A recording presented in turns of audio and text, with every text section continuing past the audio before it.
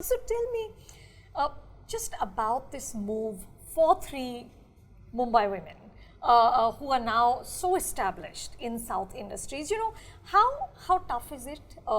We were talking before we started recording about how she's loved the language and just in terms of sensibilities, what is the biggest challenge that you guys have faced? So for me, starting my life actually more than 10 years ago, or it's been almost a decade, was very serendipitous in a way. I did not quite understand what I'm doing at that point of time, nor did I preconceive it. It's not like I tried for anything. It just, thankfully, touch wood, I cannot be more grateful, but it just happened. Sure. And well, at that point of time, I remember my first film, it was a Telugu film called Lakshmi Kalyanam, which means Lakshmi's wedding. And I was shooting in this town called Madanapalli, okay, which is like in the interiors. It's on the Karnataka Andhra Pradesh border.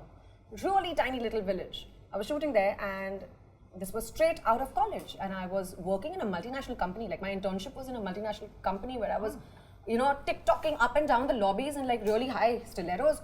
And from there to wear a half sari and to live a village life, which I had never done before, was a culture shock for me. I had no idea about South Indian cinema. I had never heard of South Indian directors. I had never watched a South Indian film in my life. So for me, I was like, what exactly am I doing? Then I thought, okay, maybe I'll just do one film, so it sounds cool on my CV, and then bounce to like NCR So much University. for one film. Exactly. Bounce, go 10 study years later. my MBA. So that's what I had visualized for myself. I remember finding the language difficult. I remember finding the body language difficult. My director used to say, you walk like a man. Can you please be more I feminine? think we all got that at some point. Really? Yeah. He's like, Kajal, you're not wearing jeans, Film you're wearing walking a is half very sari. different than... You need to be feminine. Yeah. So, and I am a very tomboyish sort of a person. So for me to, and also I'm really enthusiastic. So to calm down, like curb my enthusiasm and to be like very poised was quite a challenge, you know? So I remember having such kind of challenges. Like I really had to learn my way around. I really had to like work hard on myself, work hard on my speech, work hard on my body language, work hard on my mannerisms. You know, you can't act like one Bombay brat. You need to, you're a film actor. So I had to really learn all of that. And plus I had no point of reference. Like nobody I know in my peripheral, in my close core circles or even distant circles is from the film fraternity. Yeah. So for me it was really difficult to kind of adapt to all of that. But well, I'm super happy with the way things have turned out. And I'm super happy that we've done Paris, remake of Queen, and in each language, each one of us. And yeah, it's just great. It's been a great journey. What about you? How did you learn film walking? Okay, like film walking. What is film walking? First explain that to me. Okay. I mean, actually, it's how models do it she as has to well. show it. I mean, I guess she does the same thing, but it's okay. Like, if this is your left leg, right? Left leg, and then the right leg. Acha, matlab latak matak ke chal. And then automatically the rest of the body moves on its own. Got it. Yeah. Well, I think if I have to just make everything very short and sweet, you can call me a bhel puri because I'm a foodie and I think everything in terms of food.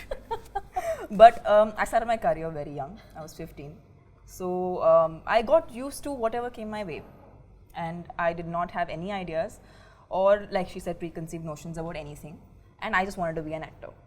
And 15 years after, I have just become, I'm as much a Mumbaiite as I am a South Indian. Yeah, same. Yeah. I am as much pav bhaji as I am dosa. Which is great. That's why I eat dosa and pav bhaji together, just so that I feel like I'm both of it.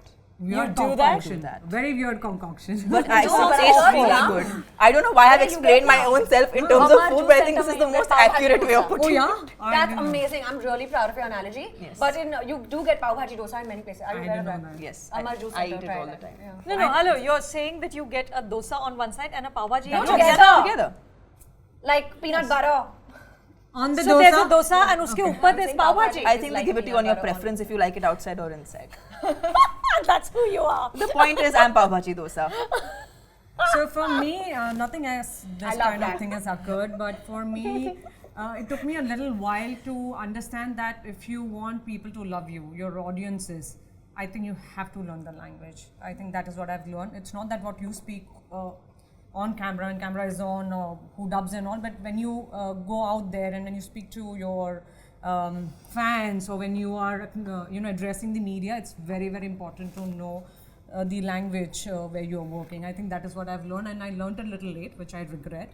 But that is only the time when people are really going to relate to you. So I think this is what I have learned. I respect your point of view, but I have a little different stand on this particular thing. Yes, learning the language is extremely important for... And you speak Telugu now? I speak Telugu, yes. I'm not very fluent with Tamil. I understand Tamil, but I can't converse in Tamil very well. It's very tuta-puta. But what I feel is that... But I'm also now conscious. Like, I hesitate because I feel like I may mess up, and I'm afraid to do that. Right. So, weird barrier I have in my head. But my point was that yes, it is important to know the language, but that's more about the effort you're putting in, because you want to kind of give back to the people who've given you so much. Yeah. And you want to kind of reciprocate the love and reciprocate the, you want to do your bit.